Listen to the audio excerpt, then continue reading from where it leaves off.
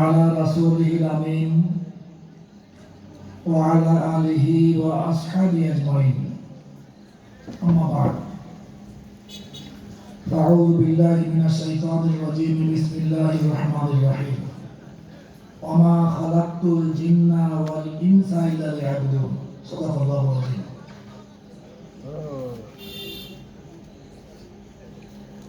দুই দিন ব্যাপী ঐতিহাসিক তাফসীর কোরআন মাহফিলের প্রথম দিনে সম্মানিত সভাপতি, সম্মানিত প্রধান আলোচক এবং বক্তা জনাব কারি জুলফিকার আলী এবং অন্যান্য উলামায়ে কেরাম, অতিথিবৃন্দ, আসসালামু আলাইকুম ওয়া রাহমাতুল্লাহি ওয়া বারাকাতুহু। আমি পবিত্র কোরআন শরীফের ২৭ নম্বর পারা সূরা যারিয়াতের একটি আয়াত তেলাওয়াত করেছি, যে আয়াতের মধ্যে মহান রব্বুল আলামিন ঘোষণা করছেন, আমি জিন জাতিকে এবং মানব জাতিকে অন্য কোনো লক্ষ্যে সৃষ্টি করিনি, সৃষ্টি করেছে একমাত্র আমার ইবাদত, আমার বন্দেগী, আমার গোলামি, আমার দাসত্ব করার জন্য। মানুষের সৃষ্টির লক্ষ্য, জীবনের লক্ষ্য হলো আল্লাহর বন্দেগী করা, আল্লাহর ইবাদত করা। মানুষের যা লক্ষ্য থাকে, সেই লক্ষ্যে যদি না পৌঁছাতে পারে, সেই কাজটা ব্যর্থ হয়। আমরা চাষাবাদ করি, চাষাবাদ করার লক্ষ্য হয় যে আজকে আমি চাষ করতে যে 50,000 টাকা ব্যয় করি, ফসল কাটার সময় যেন আমার কমপক্ষে 1 লক্ষ 2 লক্ষ টাকা আমার ফসল পাই, এই চিন্তা ভাবনা নিয়ে, এই লক্ষ্য নিয়ে আমরা চাষাবাদ করি। যদি দেখা যায় ফসল কাটার সময় যে টাকা ব্যয় করা হয়েছিল সেই টাকাই পাওয়া যাচ্ছে না, লাভ হচ্ছে না, তাহলে মনে করি আমার এই চাষাবাদ করা ব্যর্থ হয়ে গেছে, ব্যর্থ হয়ে গেছে। আপনি ধরেন 2 লক্ষ টাকা নিয়ে ব্যবসায় নেমেছেন, এই 2 লক্ষ টাকা না মানে 1 বছর চলে গেল, 1 বছর পরে হিসাব করে দেখা যাচ্ছে যে টাকা নিয়ে নামাজ হবে, সেই টাকার অতিরিক্ত কোনো টাকা নেই। স্বাভাবিকভাবে তাহলে বলা যাবে আমার এই ব্যবসা বাণিজ্য ব্যর্থ, অনার্থক, এই সময়টা চলে গেছে, অনার্থক গেছে, কোনো কাজে আসেনি। এই জন্য যে লক্ষ্যে, যে টার্গেটে কাজ করতে হয়, সেই টার্গেটে, সেই লক্ষ্যে যদি পৌঁছানো যায়, তাহলে স্বাভাবিকভাবে আমরা মনে করি সেই কাজটি ব্যর্থ, অনর্থক হয়ে গেছে। তা আল্লাহ আমাদেরকে যে লক্ষ্যে সৃষ্টি করেছে, সেই লক্ষ্যটা হলো আল্লাহর গোলামি করা, আল্লাহর ইবাদত করা, আল্লাহর দাসত্ব করা। আমরা যদি এই জীবনব্যাপী আল্লাহর দাসত্ব না করতে পারি, এই লক্ষ্যে না পৌঁছাতে পারি, কাজ না করতে পারি, এই আমার এই জীবনটা ব্যর্থ, অনর্থক। সম্মানিত দিনী ভাইরা, এই জন্য আল্লাহর গোলামি করতে গেলে 3টি কাজ আবশ্যক এবং জরুরি। যে কোনো দাসত্ব গোলামি করতে গেলে 3টি কাজ করতে হয়। তার মধ্যে 1 নম্বর কাজ হলো, গোলাম যে হয় সে মালিককে মালিক বলে স্বীকার করতে হয়। আল্লাহ তাআলা যেমন আমাদের মালিক, তিনি আমার রব, প্রতিপালক, প্রভু, তিনি আমার প্রভু বলে স্বীকার করতে হয়, তিনি আমার মালিক বলে স্বীকার করতে হয় 1 নম্বর দাসত্ব করতে গেলে। 2 নম্বর হলো মালিককে সম্মান এবং মর্যাদা দেওয়া লাগে। মালিককে সম্মান মর্যাদা দিলেই তার ইবাদত হয় না। এই জন্য আমরা তার সম্মান মর্যাদা দেই, নামাজ পড়তে এসে রুকু করি, সিজদা করি, মাথা নত করে তার সামনে দাঁড়াই, মালিককে মর্যাদা এবং সম্মান দেই। আর 3 নম্বর যে কাজটা ইবাদত করার জন্য, সেটা হলেই মালিকের কথা মতো চলা। মালিকের কথা জানিয়েছেন কোরআন শরীফের মধ্যে। এই কোরআন শরীফের মধ্যে মালিকের কথা আছে, আদেশ আছে, নিষেধ আছে। এই আদেশ এবং নিষেধ মেনে চলাটাই হলো আমার দাসের কাজ।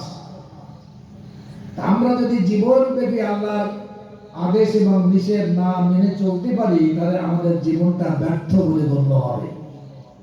সমাজের ভাইরা, আমরা নামাজ পড়ি, রোজাকে ইবাদত মনে করি, হজকে ইবাদত মনে করি, যাকাতকে ইবাদত মনে করি, জিকির আজকারকে ইবাদত মনে করি, কিন্তু আসলে নামাজ পড়া যে নামাজ সুনির্দিষ্ট ইবাদত নয়। নামাজ পড়া যে ইবাদত, নামাজ না পড়াও দেখুন ইবাদত।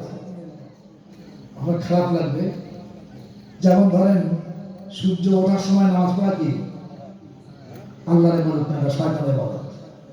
সূর্য ডুবে যাওয়ার সময় নামাজ পড়া কি আল্লাহর ইবাদত না, শয়তানের ইবাদত হবে। সূর্য যখন সোজা হয় তখন নামাজ পড়া কি আল্লাহর ইবাদত না, শয়তানের ইবাদত হবে। নামাজ পড়া ইবাদত বা নামাজ নির্দিষ্ট সময়ে নামাজ না পড়াও ইবাদত। সম্মানিত ভাইরা, রোজা রোজা রাখার ইবাদত, রোজা না রাখার ইবাদত। যেমন সারা বছর রোজা রাখলাম, 2 ঈদের দিন আর ঈদ উল আজহার পরবর্তী 3 দিন, এই 5 দিন রোজা রাখা কি অর্থাৎ ওই 5 দিন রোজা না রাখাটা ইবাদত। এই জন্য না রোজা রাখা ইবাদত, নির্দিষ্ট দিনে রোজা না রাখা ইবাদত, 2 ধাপ। এরকম ভাবে প্রতি থেকে মূল কথা হলো যে আল্লাহর হুকুম পালন করা ইবাদত। আল্লাহর হুকুম যদি পালন না করি তাহলে সেটা ইবাদত পরিপূর্ণ হবে না।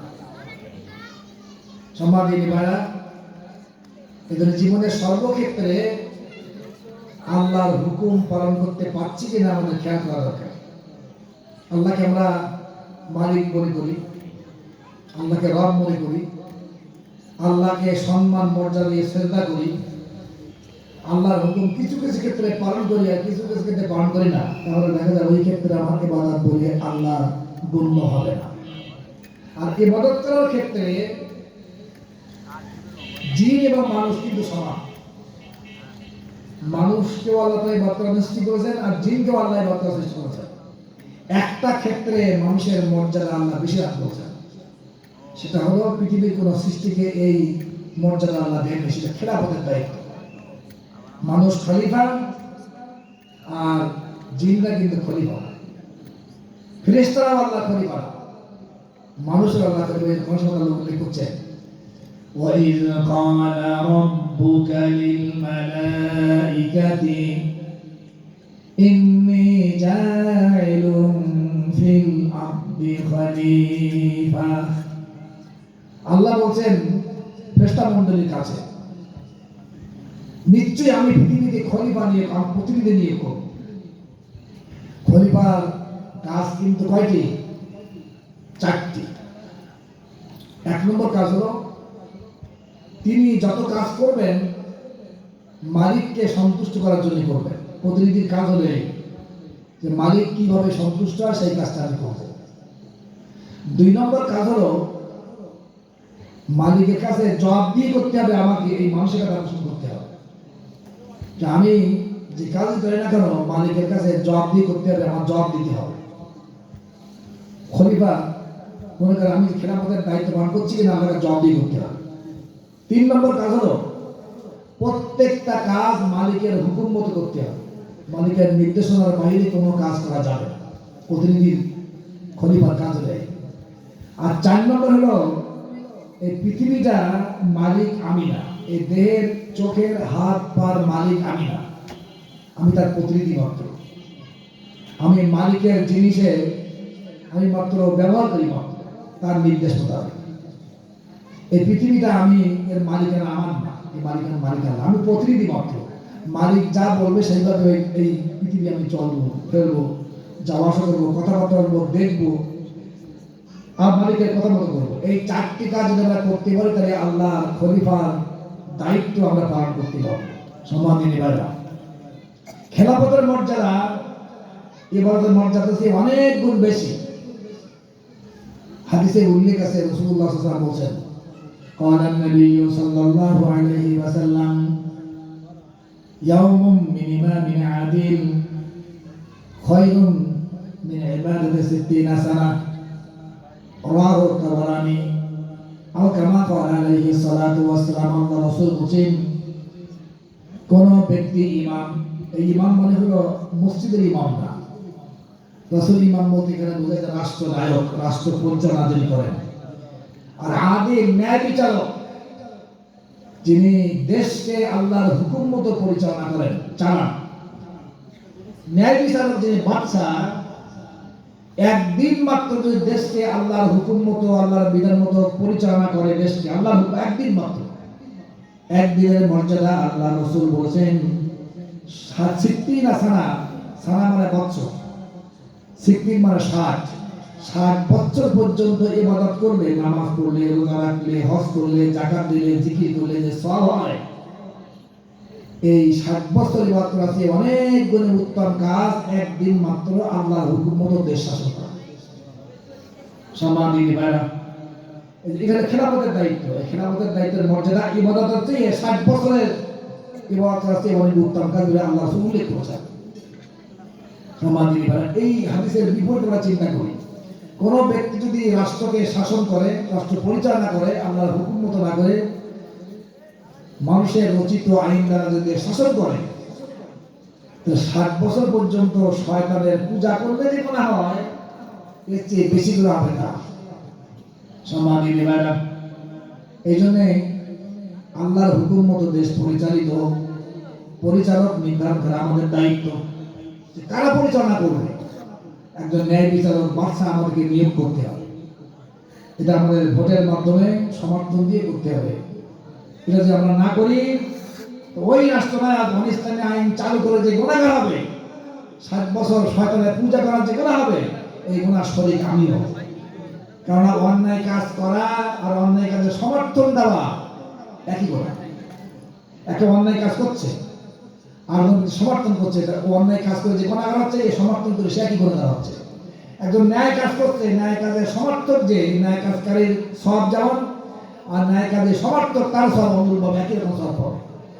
এই জন্যে আমরা ন্যায় বিচারক বাদশা কায়েম করার জন্য সর্বাত্মক চেষ্টা করবে। মর্যাদা অনেক অনেক বেশি বলে হাদিসে উল্লেখ আছে। আমি আরো দেখাচ্ছি, যারা দুনিয়াদারির কাজ মনে করা হয়, রাজনীতি মনে করা হয়, রাষ্ট্র মানে কি দেশ, দেশের সীমান্ত আছে, সীমান্তে পাহারা দেওয়ার কাজ বিজেপির কাজ বর্তমান। আগে বিডিআর বলা হতো, পাকিস্তানে ইপিআর বলা হতো।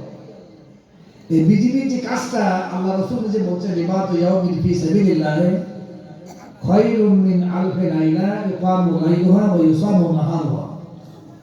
আল্লাহ রাসূল বলছেন, যে ব্যক্তি একদিন মাত্র ইসলামী রাষ্ট্রে সীমান্তে পাহারা দেয়, কোন কাফির যেন ইসলামী রাষ্ট্রের মধ্যে ঢুকে কোনো তছনছ না করতে পারে, আক্রমণ না করতে পারে, এই জন্য পাহারা দেয়। অবৈধ কোনো সম্পদ ইসলামী রাষ্ট্র থেকে কুফরি রাষ্ট্র দিতে পারে, কুফরি রাষ্ট্র থেকে ইসলামী রাষ্ট্র আসতে পারে, এই যে পাহারা যে ব্যক্তি দেয়, আল্লাহ রাসূল বলছেন 1000 দিন, 1000 দিন রাত্র জেগে নামাজ পড়লে সমস্ত রাত, আর দিনই বেলা রোজা রাখলে যে সওয়াব হয়, এসে অনেক অনেক গুণ বেশি সওয়াব লাভ করতে পারবে যদি একটা দিন মতো ইসলামী রাষ্ট্রের সীমান্তে ব্যক্তি পাহারা দেয়। অর্থাৎ এটা খেলাফতের দায়িত্ব, রাষ্ট্রের দায়িত্ব। আমরা দুনিয়াদারি কাজ মনে করি, কিন্তু আল্লাহ সন্তুষ্টির জন্য পাহারা না দিয়ে যদি ঘুষ খেয়ে সম্পদ, আমাদের দেশে বিজিএ যদি খায় পরে 1000 দিন শয়তানের ইবাদত করলে, তার কথা মতো চললে যে গুনাহ হবে, তার আমল নামা সেই গুনাহটা আমল নামা লেখা হবে। এই বিজেপির কাজ কিন্তু এর মর্যাদা অনেক বেশি, আবার গুনাহ অনেক বেশি। সম্মানিত ভাইরা, এই জন্য দিন কায়েম, খেলাফত কায়েম করার দায়িত্ব এবং গুরুত্ব অনেক বেশি। রাসূলুল্লাহ সাল্লাল্লাহু আলাইহি ওয়াসাল্লামের কাছে একজন গ্রাম্য ব্যক্তি আসছে, যা আরাবিয়ুন ইলা নবী সাল্লাল্লাহু আলাইহি ওয়াসাল্লাম, একজন গ্রামীণ গ্রামে বসবাস করে ওই ব্যক্তি রাসূলের দরবারে আসতে এসে বলছে, ইয়া রাসূলুল্লাহ দুল্লানি আলা আমাল ইয়াদিলুল জিহাদ, আপনি আমাকে একটা আমলের কথা বলে দেন যে আমলটা করলে আমি জিহাদ করব না, কিন্তু জিহাদের সমতুল্য আমি সওয়াব পাবো, খেলাফত প্রতিষ্ঠার জন্য চেষ্টা আমি করব না, এই সওয়াব পাবো, আপনি আমার কথা বলে দেন। আমরা অনেক সময় যাই হুজুরের দরবারে, অনেকে যায় যে হুজুর একটা আমলের কথা বলে দেন, দেখি বিপদ থেকে মুক্তি পায়, জিহাদ না করে জিহাদের সমতুল্য সওয়াব পায়, বিরাট বিরাট মর্যাদা লাভ করতে পারে।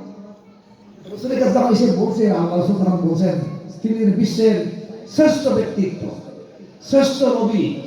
এরপরে উনি বলছেন, লা আজিদুহু, আমি এমন কোন আমল পাচ্ছি না যে আমলটা করলে জিহাদ করবে না, খেলাফত প্রতিষ্ঠার চেষ্টা করবে না, সওয়াব পাবা তুমি, এমন আমল আমি পাচ্ছি না।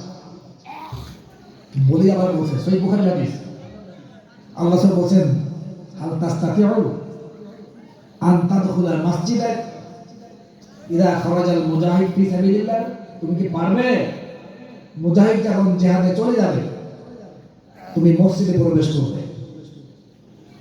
তুসাল্লি ওয়ালা তাফতুর, নামাজ পড়তেই থাকবে, বিরতিহীন নামাজ, বিরতিহীন গাড়ি আছে আমাদের, বিরতি দেয় তারা, আর এখানে বলছে বিরতিহীন নামাজ, খাওয়া দাওয়া পেশাব পায়খানা কথাবার্তা সব বন্ধ করে দিয়ে নামাজের পর নামাজ, নামাজের পর নামাজ পড়তেই থাকবে, নাকি পারবে? ওয়াতাসুম ওয়ালা তুফতির, ওই মুজাহিদ চলে গিয়েছে প্রত্যেক দিন রোজা রাখবে, কোনোদিন ইফতার করবে না, রোজা ভাঙবে না, এটা কি পারবা? ওই মুজাহিদ হাত্তা ইয়ারজিআল মুজাহিদ, মুজাহিদ ফিরে না আসা পর্যন্ত। তো ওই ব্যক্তি, ওই গ্রাম্য ব্যক্তি বলছি ইয়া রাসূলুল্লাহ মান ইয়াস্তাতিউ যালিক, কে পারে? মানুষের জন্য সম্ভব? মুজাহিদ জিহাদে চলে গেছে, ওখান থেকে ফিরে না আসা পর্যন্ত সব সময় নামাজ আর নামাজ, নামাজ আর নামাজ, রোজা আর রোজা, কোনোদিন ইফতার করবে না, এটা মানুষের জন্য সম্ভব? আল্লাহ সুবহানাহু ওয়া তাআলা যে লোকটা ইসলামের বিজয়ের চেষ্টায় রত হয় তার আমলনামায় সবসময় নামাজ এবং রোজার সওয়াব তার আমলনামায় লিপিবদ্ধ হয়। সম্মানিত ভাইরা, শুধু তাই না, হাদিসে উল্লেখ আছে রাসূলের একজন প্রিয় সাহাবী যা রাজুলুম মিন আসহাবিন নবী সাল্লাল্লাহু আলাইহি ওয়াসাল্লাম, রাসূলের একজন সাহাবী, উনি একটা পাহাড়ের পাদদেশ দিয়ে নিচে দিয়ে অতিক্রম করছিলেন, যে পাহাড়ের নিচে দিয়ে ফিয়ে ওয়াইনাতুম মিন মাইন আযবা, মিষ্টি পানির ঝর্ণা প্রবাহিত ছিল, ছোট্ট মিষ্টি ঝর্ণা চলে গেছে।